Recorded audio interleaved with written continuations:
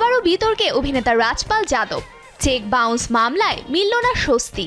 দিল্লির তিহার জেল কর্তৃপক্ষের কাছে আত্মসমর্পণ করলেন অভিনেতা। আদালতের কাছে তিনি যে বাড়তি সময় চেয়েছিলেন, দিল্লি হাইকোর্ট সে আর্জি খারিজ করে দেয়। তারপরে এই পদক্ষেপ করেন তিনি। 5 ফেব্রুয়ারি বিকেল 4টে নাগাদ জেল কর্তৃপক্ষের কাছে আত্মসমর্পণ করেন তিনি। অভিনেতার আইনজীবী আদালতে জানিয়েছিলেন তার মক্কেল 50 লক্ষ টাকা জোগাড় করেছেন, বাকি টাকা শোধ করার জন্য আরও 1 সপ্তাহ সময় চান। কিন্তু 2 ফেব্রুয়ারি বিকেল 4টের মধ্যে আত্মসমর্পণের নির্দেশ দিয়েছিল আদালত। এরপরে সময়সীমা বাড়ানো হয়নি। আত্মসমর্পণের পরে নতুন করে তাকে টাকা পরিশোধের কোনো সুযোগ দেওয়া যায় কিনা তা খতিয়ে দেখা হবে। এর আগেও অনেকবার সুযোগ দেওয়া হয়েছিল তাকে, তবে বারবার সেই প্রতিশ্রুতি পূরণ করতে ব্যর্থ হয়েছেন রাজপাল। প্রায় 9 কোটি টাকা ঋণ রয়েছে অভিনেতার।